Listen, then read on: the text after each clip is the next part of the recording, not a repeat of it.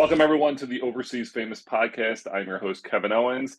Overseas Famous is sponsored by Loop Mogul, an athlete-led sports metaverse that is powered by virtual real estates, training academies, blockchain games, meta shops for brands and athletes with in real life rewards. So, bringing us to that, I am speaking with a Loop Mogul ambassador, Morgan Leigh Oldham.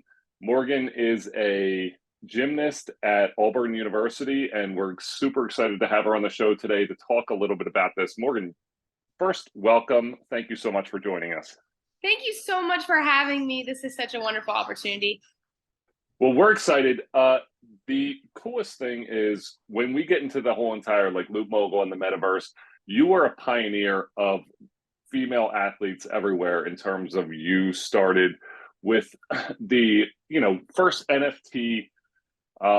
You really got on board with the NFTs with a painting and created that first NFT, which really launched a lot of these NIL deals with metaverses and NFTs. So you were a true pioneer of this whole entire front. How did that end up becoming a thing? Was that because it took me, when Loop Mogul came to me, I was like, you do what? It took a while to kind of figure it out. How was your experience? So my experience was kind of similar because we're all like, what's an NFT? How do you use an NFT? Why should I want an NFT? All this stuff, right? There's so many questions about it. But what was really cool was my dad actually brought the idea to me, and he kind of, whenever he was explaining it, he was like, it's kind of like a digital baseball trading card. And I was like, wait, that's really cool because, I mean, to me, the way I think about it is we always have our phones and we always everything's becoming more digital now.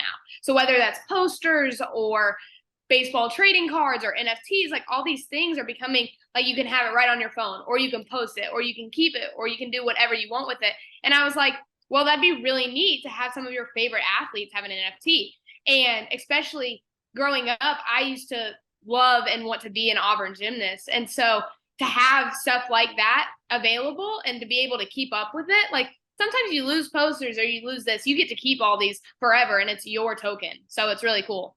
I like the baseball card reference, and I especially like the fact that, I had baseball cards. I was a huge baseball card guy growing up, and I remember I had a Ken Griffey Jr. rookie card, and the corners bent, and it was the worst day of my life. So I like that there's nothing that can damage it. It's just always going to be there. Right. And I think what's really neat about it too is sometimes with the baseball trading cards, you keep a specific, either whether it's a team or you keep a pattern or trend. And I think for this, it's really neat because you could have Tom Brady, you could have an Auburn gymnast, you could have a UCF baseball player. You never know. You can have as many as you want and be your roster's stacked. I like that. I think it's cool. So why Loop Mogul? Why did you get involved with Loop Mogul, the NFT game, and just the interaction with fans? Is that something that kind of drew you into Loop Mogul? Right. I think that one of the things that drew me specifically into Loop Mogul was their ambition and their strive to learn more about an area that's not as well known. And so it's really cool because a lot of people don't really know what an NFT is. And Loop Mogul has done a really good job of really capitalizing on the strengths of NFTs and of this metaverse and of the next generation or the next level, so to speak. And I think that they really tackled it head on and made a great platform that was reliable. And I think sometimes when you're getting into the digital marketplace, it's easy to get distracted with the glitz and glamour that you forget that it's a platform and you need it to be secure. And so I think that just as an athlete, you want to make sure that you're using a platform that other athletes trust. And that was a big thing for me too. And especially being, one of in a collegiate athletics, one of the first females to do this piece, it's really important for me to put it on a platform that is going to capitalize off that as well. And I think Loop Mogul just does just that. It is incredible. And I just talking to Raj, I know, and Corsley, who's a good friend of mine, he just, it seems like everything that's going on with the whole entire crypto and everything, it's they're going to be fine because what they're doing is so concrete and so stacked that it's not something that's going to go anywhere. So that's really nice to tell, people that, don't worry about what's going on in the world. This is here to stay. So that's super cool. Right. Exactly. So going into like you leveraging your athleticism, your experience, you being an Auburn gymnast into something more has always been kind of the dream, especially as a college athlete. And now that NIL deals are really starting to come out, what does that mean to kind of be like, you know what, I'm going to leverage what I have, what I'm doing into something that's going to help me boost my network, boost my, Yeah. everything going forward.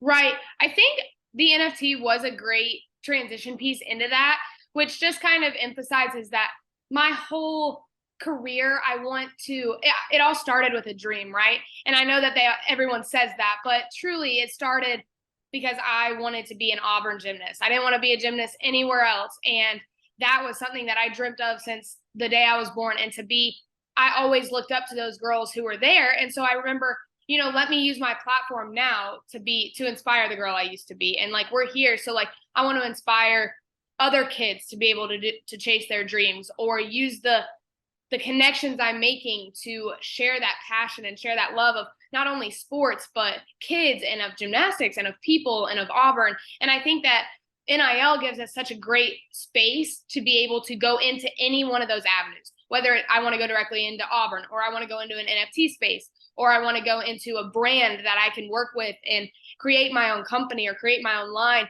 stuff like that. I think that NIL has opened so many doors and so many connections to help me with my passions and help me.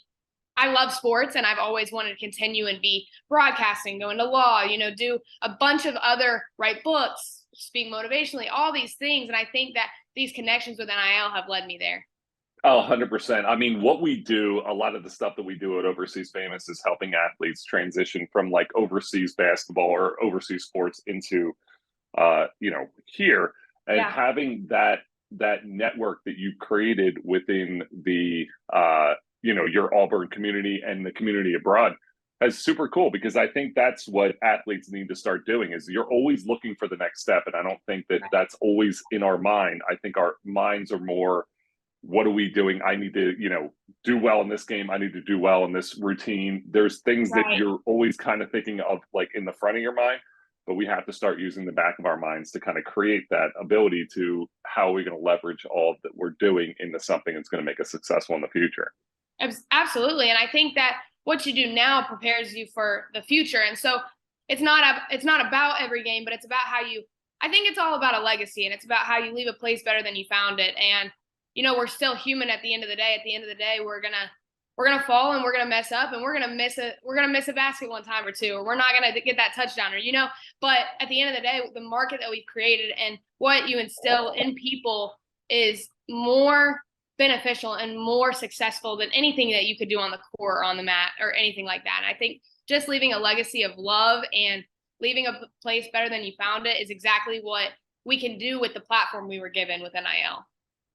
I think you talked a little bit about legacy, and we'll kind of get into more the gymnastic side, because it is so fascinating to me. The gymnastics, it is something, it's really one of those rare sports. Like I played basketball in high school, but I didn't really end up starting to my senior year, and then I ended up playing pro.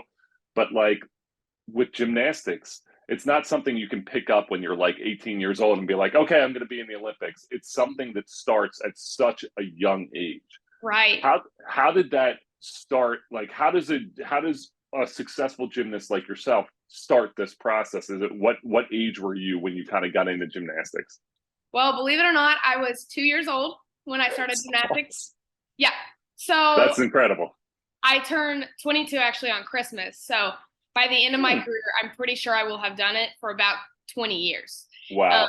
Nothing shy of, somewhere around there. So I'm like, this has been such a career, but it is a process, and it's not something that you can just pick up. But something I've talked to my dad a lot about is they always wanted to put me in sports, and I grew up playing soccer and gymnastics, but then you get to the point that you don't have that much time. You got to choose. And so I remember being like, I really liked soccer. My mom was like, Morgan, like, God doesn't give the gift to flip to everyone. And I was like, oh, that's true. So I went with gymnastics, but it's all about the growth and gymnastics gives you balance and it gives you strength and it gives you agility. It gives you all those things. And I think just it gives you something that you can go into anything because it's such an athletic sport, I guess. And so, but you do have to start extremely young. So I started when I was 2 and started competing, I think, when I was 4 or 5. Wow. So that commitment, because you almost became so committed at a young age, is that something that just became instilled in you where as you got older and you went on to bigger competitions, or the schedule? You talked about playing soccer and gymnastics, and I know, gymnasts who are constantly, it's like, twice a day. So when you're kind of going, is that young age, that commitment at a young age really help you succeed as you got older? Oh, absolutely. That, and I want to focus on one of the things that happened for me personally is I got injured when I was about 9. And after that, like, you're obviously training, either if you want to go pro, like to the Olympics, you're training twice a day. I mean, you're training 6 hours in the morning. You really don't go to school. Like, it's an entire commitment. Like, that is your job and that is what you will do. But like, I dabbled into that and then realized that I wanted to go to Auburn and I didn't really want to go to the Olympics. And so I could do school as well, that my education mattered to me. And so, but you are so committed. And the thing is it is just kind of like a time management. You get into like the routine of like, this is just what you do. You kind of don't really know any different. But whenever I was 9, it was my first injury and I broke my elbow. And I remember being like, Mom, this is too hard. Like, I'm not doing this. Like, I don't want to, I'm done. Like, I don't want to do this anymore. And she was like, that's fine if you want to quit. But she was like, but you're not quitting when you're down. I'm like, And so I keep going. And she was like, I'm not letting you, I'm not letting you quit. So then I like win my next couple of meets. Like, I come back from this injury and I win like every meet that season. And she's like, do you still want to quit? And I was like, no, why would I quit? Like, are you kidding me? And she's like, So that also, that kind of fundamental and that foundation every single time afterwards was like, you can't quit when you're low and you're not going to quit when you're high. So it was just kind of like, it's just that mentality. And she's just such a strong woman. And I think not only being that helped me in my career as well. Wow, that is incredible advice. Because most people, that's when the quitting ends up happening. When you're at your lowest point, you're like, I'm done. I'm done. And if you can push through that, because you said you're not going to quit when you're in top. Who's going to quit when they're a champion? You're always going to quit when you're, right. You just have to keep going. That's incredible. Right. So you grow up. So take us into the Olympic thing, because I was always fascinated by that, because there are 2 avenues you can do. You can go the ultra serious route, which is like the Olympic training where, you have a shot to represent the United States, or you go like, hey, I want to go to college. I want to, like get an education. Right. When you were thinking about that, was that something that you were like, wow, like do you ever think back and be like, what if I went this way? What if we always have those like moments of like, what if I did this? Was that something you ever crosses your mind now? No, not really. I really try to live. I mean, I feel like decisions are always tough because you really don't want to regret either side, or you're like, well, what would have happened? But I think that I got a good enough taste of what I needed to taste. And the Olympics is really difficult. And I think sometimes it kind of makes your decision for you, because 1, you really can't study. It kind of takes away all time that you have for your education because you're training so much. And then I just remember like I live my life based off of my values, right? And education is a value to me. And also just loving what I do is a value to me, even how, silly that sounds. But I always wanted to love the sport. And I realized I started to go down the track of like the Olympics because I was young and I was talented. And they were like, there was one of my other friends and teammates. She was also going down that road too. So they were like, oh, the 2 of them will be in it together. They'll go to the Olympics, whatever. And I'm like, there's only 5 people that make the Olympics and the entire nation's trying out for these 5 spots. Like, I was like, the chances are low. Like, just for anyone, no matter how good you are, the chances are low.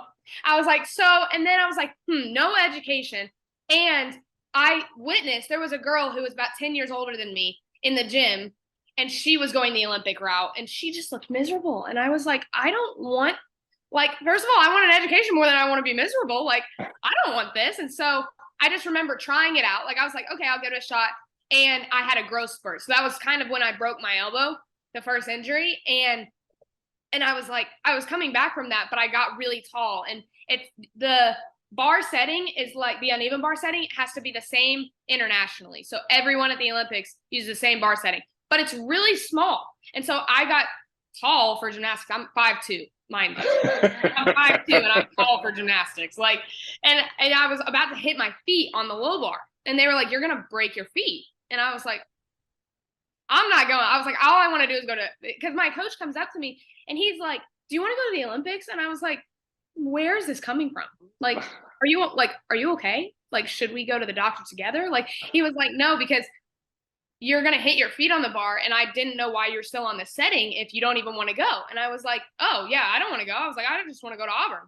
And that's literally the words that came out of my mouth. And he was like, "You don't want to go to the Olympics?" I was like, "No, I just want to go to Auburn." He was like, "Okay." And so that's what we did. And like, I kept my education. That was just kind of my dream. And it was never really my dream to be an Olympic gold medal. Like none of that stuff mattered to me, but it matters more of being where I love to be and inspiring who I want to inspire. And so stuff like that. You kind of hit on, the I'm like we talked about before, I'm 6'10". So, and I can't flip. And you said before, you're like, okay, I like you have the ability to flip. Mm-hmm. It was I'm like fascinated by that because I can't do, like I was sitting on the diving board and I was like, I'm gonna do a flip today. And I kept trying and like my body was not doing it. And I was like, what is Right. wrong with me? Like I wasn't capable of it. Like my whole entire everything was all messed up. Do you ever Mm-hmm. look at like what you're capable of doing and just be Oh like, yeah. holy jeez, like I can't believe Uh-huh. what my body is capable of. Because that's what Oh I yeah. do when I watch gymnastics. I'm like, I can't believe this is a human being doing this. Oh right. Yeah. Like sometimes I kind of want to touch on that because I was thinking when you had asked if you can get into it later, I guess you can. Like some of my teammates at Auburn have started at like 6 or 8. Some even started when they were like they like started for a little bit, took a break, and then came back at like 12. And I'm like, you're just superhuman. Like I don't know how you did that. But I think the thing is that when you're a kid, you're fearless, and that's how I was. I was just like, I'll chuck anything, I'll do anything, I'll flip anywhere. Like I just thought my body was made of rubber or something. Like I just did everything. Flipped on the couch, flipped on the bars, flipped on the beat. Like I did anything they said to do, and I would just twist and twist. Like acting like the world wasn't underneath me, you know? And so I think as a kid, you can begin and do it, but it gets really hard to like flip backwards or twist off the vault table, or as you get older, because you're just like, oh, I'm aware there's a floor there, and what if I get lost, stuff like that. So, but also there are times that I try not to think about it a lot because then you're like, oh my gosh, how do we do this? But there are sometimes that I'll like sit back and I'll be like, a double backflip. Like who thought to run and jump over a stationary object, flip and twist a few times and land? And I'm like, and I just did it. Like this is insane. And I just did it. Or I'm literally doing a flip with no hands on a beam that wide. Like what? I was Yeah. like, some people eat sandwiches bigger than what I'm flipping. I'm like, It is so true. Because my daughter dabbled in gymnastics. Now, again, my daughter's not going to be small, but I think it was helpful when she started playing basketball. yeah. But she started going into the gymnastics, and that was the first time I was like down on the floor, and I was like a little kid. I'm like, oh my god, what does this do? What is this? And I went to the balance beam, and I'm like, that's it. Like, there's no way this is what You're these like, where's the rest of it? I thought I was like, this has to be like the kids one. They're like, no, that's like standard. And I couldn't believe that adults were able to flip around and balance on. It's boggles my mind. I give you guys it's Morgan. I give you so much credit because it is such a cool thing to be able to do, and for you to be able to do it at such a high level. It's like it's mind blowing. Like you talk to athletes all the time, and you talk to like basketball players, and like you're cool, like you can dunk and stuff, but can you do a backflip over something over, like it's just mind boggling. So I think that's super cool. Well, thank you. I often think about it too, and lots of people will like come up to me, because when they see it, I mean, knock on, hopefully we make it look easy because everyone comes up to us and they're like, "You just did a backflip and that was really easy for you," and I'm like, Well, it was like, and then they're like, well, can you teach me? And I'm like, yeah, because it's easy. And then they're like, I don't know how to flip backwards. And I'm like, oh, What is wrong with I you? started this when I was 2. I don't know how to, like, I was like, I was fearful. I just, like, you just go backwards. And they're like, do you understand that makes no sense? And I was like, no, I don't. But all right. Well, I'm so impressed too because on top of what physically you can do, the mentality of it is so impressive because it's like shooting a last second shot. Like if I'm comparing it to basketball, it's like shooting a last second shot every single time because it's not like you have a whole entire game to Right. do well and do well and do well. Like you have seconds to perform and it has to be flawless. So you have to hit that last second shot time and time and time again. Like what goes through your mind when you step onto the mat and you're just like, okay, it's go time. Like that mentality, it's like you have like a Kobe mentality. Like you just that Jordan mentality. You just don't. It's like cool. Like let's do this. What's your mentality when you step on the mat when you're about to hit something and go? Well, I would say for me, my faith plays a very big role into my athleticism. And, we do it for the glory of Him. And so I think that every time I go out there, that saying, you've seen a lot of Christian athletes say is like, I play for Him. And that's true because when you go out there, like, I just know that the pressure's not on me, the pressure's on Him, and the play's going to happen, and we're going to get it done. And I'm going to use my hands and feet to do the best I can. And I'm going to go out and give it my best shot. I'm going to give it everything I got. I'm going to use my words. And we have cues in gymnastics. So, like for beam, I have very specific cues for each skill, like tight or like core or push or jump, just depending on how fatigued you get at that part of the routine or the technique that you need to do. Like what I need to set before I flip. And so just stuff like that. I make sure I have my words, but besides that, I really do focus on, I pray before I go out. And as soon as I hit the floor, I just know that it's for Him and that I do the best I can do. And that's what we got. That's super cool. The next thing is you play a team sport, but it's an individual sport. It's like you're individual, but you're working together as a team, but you individually are part. Like, how do you differentiate?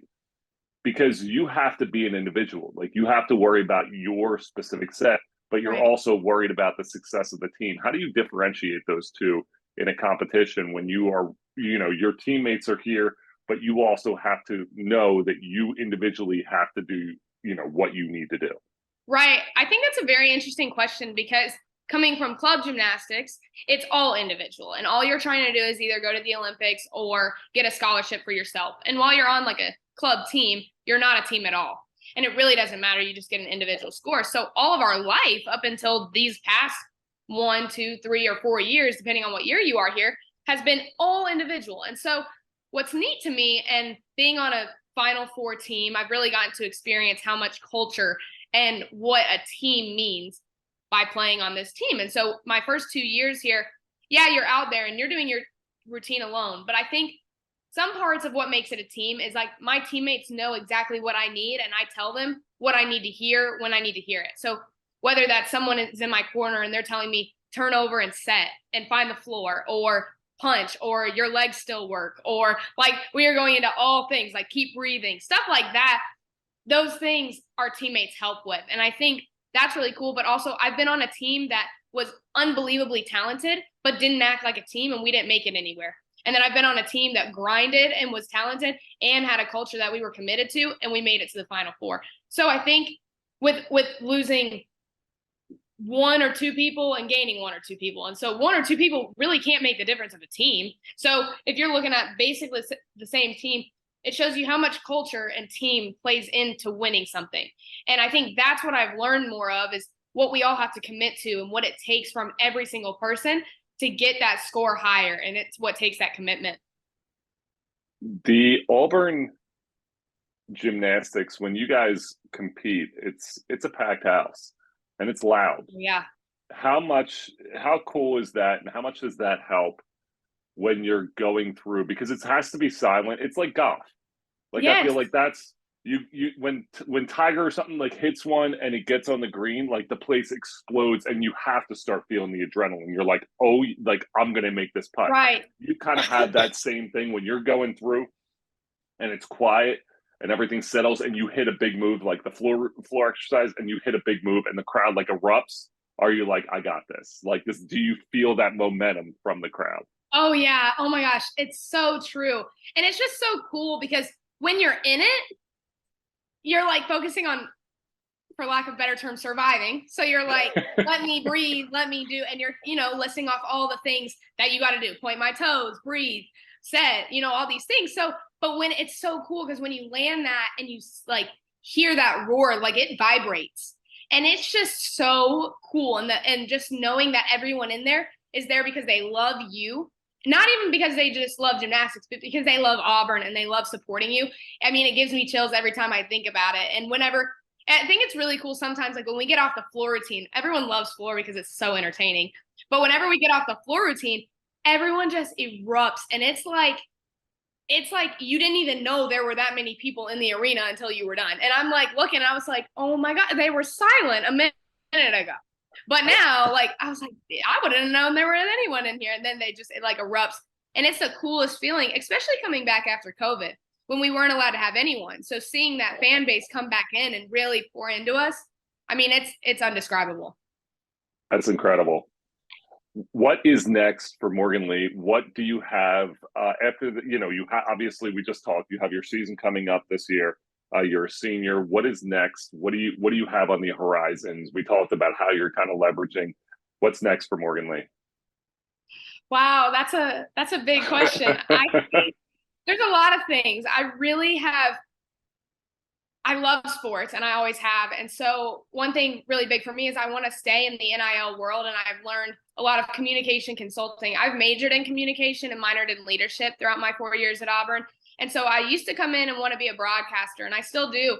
But I think that communication consulting and NIL consulting with different sports and different schools is something on my list, as well as I have plans to go to grad school and get my master's so I can come back and teach at Auburn, and then also go to law school so I can help write contracts and be a sports agent or NIL agent. And so those are a few things on I'm also writing 2 books. So those will come out pretty soon. Nice. Yeah, those are really fun. They're kind of like my babies, but I just have so much fun writing. And there's just been so many great things that I've learned throughout my time here at Auburn and just in college athletics and just in life itself that I think set people apart. And, being under that type of pressure or being able to come back when you're down, those types of things, if you can see someone else go through it or set the stage, then it's more likely for you to follow it. And so I just want to give people hope, and because you don't have to be the best of the best, but you got to fight and you got to try and you got to have discipline. And when you have those things, you can be the best of the best. And so I just want to inspire all those young kids with dreams, and any way I can do that is what I want to do. So. Well, you have a great mindset. You have a great head on your shoulders. It's great to see. And the success that you've had in college, I'm sure, is going to follow you wherever you go, because I can see that commitment. And people look at athletes and just the commitment that you've given your whole entire life towards your sport, and the commitment that you're still giving. It's great to see. And we're super excited to see you this season and to see your future. So thank you so much, Morgan, for coming on the show. And we appreciate it. Thank you guys so much for having me. This time was wonderful, and I'm so thankful for the opportunity. This has been the Overseas Famous podcast. We appreciate it. Sponsored by Loop Mogul. Can't forget the sponsor. Sponsored by Loop Mogul. Thank you guys so much. We'll see you next time.